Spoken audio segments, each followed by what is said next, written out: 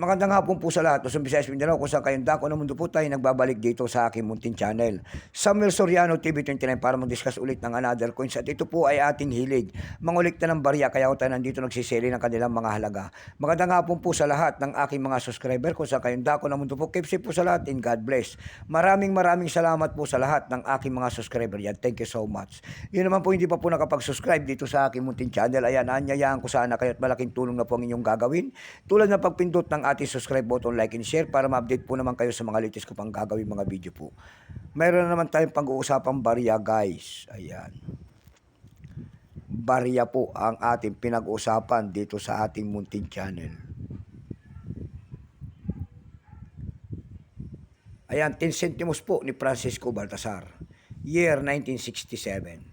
Bago tayo magsimula sa ating talakayang, kilalanin mo muna natin siya. Issue po Philippines po, period Republic 1946 up to date po.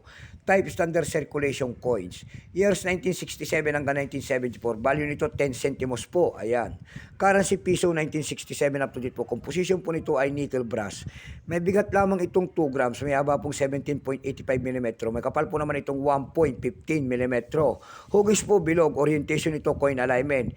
Itinigil ang paggamit sa barya na ito noong January 2, 1998. Number N-3752. Reference number KM-182. Kung tawagin ang kanya nasa likod, ito po ay Court of Arms. Ito pong year 1967, ito po ay San Francisco Mint. Ito lamang po ay 24%. Kung ilang piraso naman ang ginawa sa barya na ito, ito po ay 50 million piraso po. Walang butal. May price na po ito dun sa ating numista.com. Yung kanyang fine ay 26, extra fine 28. Almost uncirculated 30. Ang circulated nito ay 31 pesos.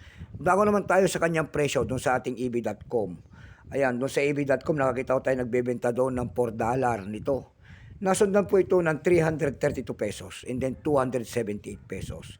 Dako naman tayo sa Carousel PH. Sa Carousel PH po nakita ko tayo nagbebenta doon ng 50 pesos nito per piece. Nasundan po ito ng 60 pesos. Meron naman doon pinakamalit po na 15 pesos per piece. Ayan lamang po ang ating may babagi sagad na. So hanggang dito na lamang po Luzon, Visayas, Mindanao kung saan kayo dako ng mundo po. Keep safe po sa lahat and God bless.